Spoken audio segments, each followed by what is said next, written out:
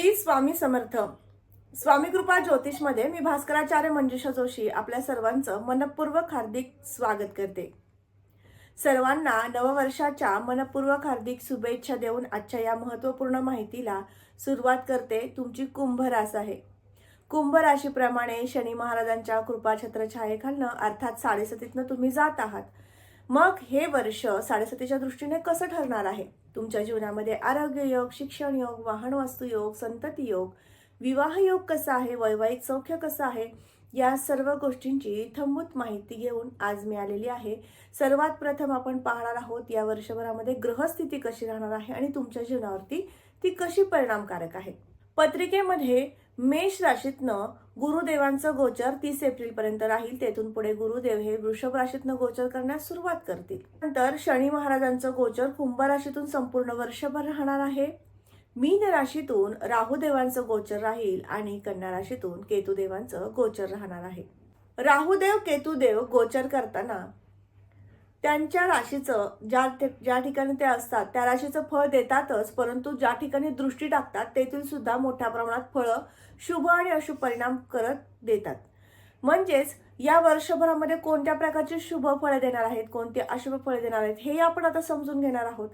सर्वप्रथम आरोग्याच्या दृष्टीने विचार केला तर या वर्षभरामधील मार्च महिन्यानंतर विशेष काळजी घ्यायची आहे तुमच्या आरोग्याची. तुम्हाला वैयक्तिकरित्या नैराश्य जास्त येणं किंवा कुठल्याही कामामध्ये आळस आणि नैराश्य जागृत जास्त मोठ्या प्रमाणात झाल्यामुळे कामाचं सातत्य बिघडणं, एकसंगता कमी होणं आणि त्यामुळे तुम्हाला कामामध्ये अपयश येणं असे अशुभ संकेत आहेत. मार्च ते जुलै महिन्यापर्यंत या गोष्टी मोठ्या प्रमाणात होऊ शकतात. जुलै नंतर या गोष्टीमध्ये कमी जास्त म्हणजे चढ उतार जाणवू शकतो. म्हणून खास उपाय मी व्हिडिओच्या शेवटी सांगणार आहे. ते उपाय तुम्हाला नक्कीच वर्षभर करायचे आहे, म्हणजे या गोष्टींच्या अशुभ परिणामांना तुम्हाला सामोरे जावं लागणार नाही. गुरुदेवांची विशेष कृपा तुम्हाला अनुभवायस येणार आहे. ती म्हणजे गुरुदेवांच्या पंचम दृष्टीमुळे तुम्हाला वैवाहिक सौख्य मे पर्यंत अतिशय उत्तम प्रकारचं लाभू शकतं. विवाहाच्या कार्यामध्ये अतिशय उत्तम प्रकारचं यश संपादन होऊ शकतं. प्रयत्नाला यश येऊ शकतं. विवाह कार्य संपन्न होऊ शकतं असे शुभ संकेत आहेत. मे नंतर मात्र थोडंसं विवाह कार्यामध्ये अडचणी निर्माण होऊ शकतील किंवा विलंब होऊ शकेल. त्यामुळं यासाठी सुद्धा विशिष्ट उपाय मी व्हिडिओच्या शेवटी सांगणार आहे, ते तुम्हाला करावे लागतील. भाग्य आणि शुभ संकेताच्या दृष्टीने करिअरमध्ये योग्य आणि चांगलं वळण तुम्हाला मे पर्यंत प्राप्त होऊन जाईल. तुम्हाला एखादं कार्य करायचं असेल तर त्या कार्यामध्ये यश संपादन करून देण्यासाठी गुरुदेवांची दृष्टी विशेष ठरणार आहे. याबरोबर मे नंतर तुम्हाला कुठल्याही प्रकारचं कार्य करायचं असेल, नोकरी संदर्भातलं, उद्योग व्यवसाय संदर्भातलं, तर त्यासाठी ग्रहमान अनुकूल ठरणार आहे, परंतु त्यामध्ये किरकोळ प्रमाणात अडचणी निर्माण होतील. याचं कारण म्हणजे तुम्हाला सुरू असलेली 7.5 म्हणजे शनीची अवकृपा, तर ही प्राप्त व्हावी, कृपादृष्टी शनिदेवांची राहावी, यासाठी विशिष्ट उपाय करायचे आहेत. ते मे ते 2024 डिसेंबर पर्यंत या कालावधीमध्ये सातत्याने ती उपासना करायची आहे, म्हणजे तुम्हाला व्यावहारिक दृष्टिकोनातून उद्योग व्यवसाय आणि नोकरीमध्ये अपयश येणार नाही. इलेक्ट्रिकल संदर्भातील नोकरीमध्ये किंवा व्यवसायामध्ये तुम्ही जर असाल तर नक्कीच तुम्हाला आता शुभ ग्रहमान प्राप्त होईल. 2024 या संपूर्ण वर्षभरामध्ये तुमचं करिअरला एक चांगलं वळण प्राप्त झालेलं दिसेल किंवा कार्यामध्ये सातत्य जाणवेल.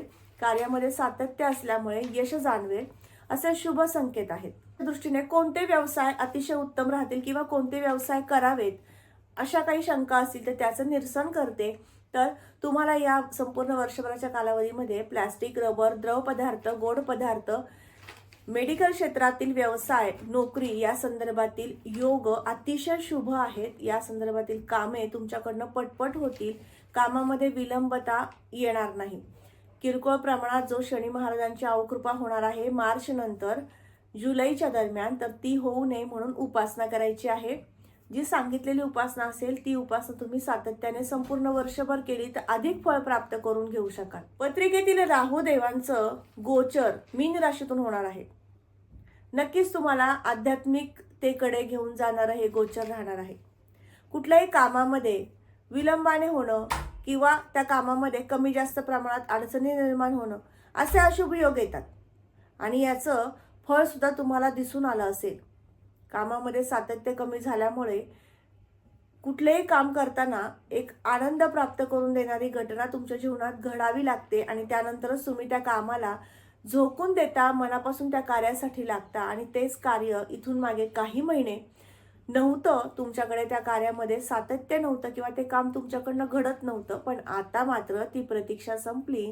राहुदेवांच्या कृपेने या जानेवारी ते डिसेंबरच्या कालावधीमध्ये तुमच्याकडनं नाविन्याने एखादं चांगलं प्रोजेक्ट, चांगलं काम हाती येऊ शकेल, संशोधनात्मक वृत्ती वाढवेल आणि हे कार्य करताना जी एक जिद्द लागते ती जिद्द सुद्धा प्राप्त करून देण्यासाठी राहुदेवांचं विशेष बळ प्राप्त होईल.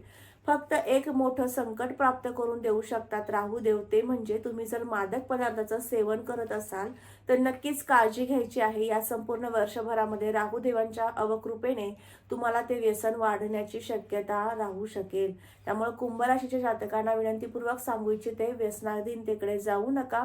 असेल ते व्यसन कमी कसं होईल, बंद कसं होईल याकडे विशेष लक्ष द्या. याबरोबरच आर्थिक स्थिती कशी राहणार आहे, कर्जाचा बोजा कमी होणार आहे का, या दृष्टिकोनातून विचार केला तर मार्च नंतर तुम्हाला हळूहळू कर्जाचं प्रमाण कमी झालेलं जाणवेल. तुम्ही जे काम करताय, जे कष्ट करताय त्याला यश आलेलं दिसून येईल. कामामध्ये सातत्य फक्त ठेवा. नैराश्य, आळस पण शनी महाराजांच्या कृपेने येणार आहे. म्हणजे बघा, शनी महाराजांचं शुभ आणि अशुभ फळ तुम्हाला संमिश्र पद्धतीने मार्च 2024 ते डिसेंबर 2024 पर्यंत राहणार आहे. त्यामुळे कामामध्ये सातत्य जर तुम्ही ठेवलं तर मोठ्या प्रमाणातील सुयश प्राप्त करून देतील आणि कामामध्ये तुम्ही आळस, नैराश्य याकडे जास्त कल दिलात तर नक्कीच तुम्ही पुन्हा ऋण वाढवू शकाल. म्हणजे असा दुसऱ्या टप्प्यातील शनी महाराजांच्या साडेसातीतील कार्य निर्विघ्नपणे पूर्ण करून घेण्यासाठी उपासनेची जोड द्यायची आहे आणि कामामध्ये अडचणी निर्माण करून देण्यासाठी शनी महाराज आहेत. आपण काय करतो, आपण किती मनापासनं करतो हे सगळ्यात महत्त्वाचं ठरतं. या दरम्यान खर्चाच्या दृष्टीने विचार केला तर या वर्षभरामध्ये तीर्थयात्रा, धार्मिक यात्रा किंवा एखादं प्रोजेक्ट सुरू करताय त्यासाठी गुंतवणूक म्हणून तुमच्याकडनं खर्च होऊ शकतो. हा सकारात्मक खर्च झाला.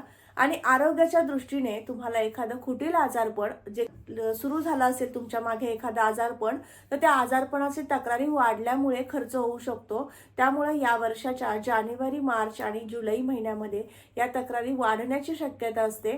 तर हे महिने तुम्हाला सावधगिरीने आरोग्याकडे विशेष लक्ष देणारे ठरणार आहेत. व्यायाम, योग्य आहार, योग्य वेळी झोप या गोष्टी जर तुम्ही सांभाळल्या तर नक्कीच तुम्हाला या मोठ्या आजारपणातनं सुद्धा बाहेर पडण्यासाठी शनिदेवांची कृपा होईल.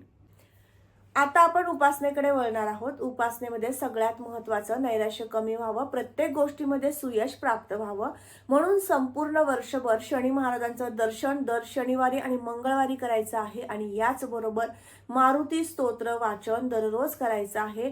तुम्हाला यशस्वी झाल्याशिवाय किंवा तुमच्या जीवनातील कष्ट, दुःख, क्लेश दूर केल्याशिवाय शनी महाराज राहणार नाहीत आणि यश संपादन करून दिल्याशिवाय राहणार नाहीत. असे शुभ परिणामकारक हे मारुती स्तोत्र ठरू शकेल.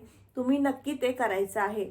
संतती सौख्य उत्तम प्रकारचं लाभावं, शिक्षणामध्ये, उच्च शिक्षणामध्ये यश संपादन व्हावं, कलात्मक शिक्षणामध्ये यश संपादन व्हावं, संशोधक वृत्ती वाढावी यासाठी रीम राहवे नमः हा जप 27 वेळा रोज करायचा आहे संपूर्ण वर्षभर.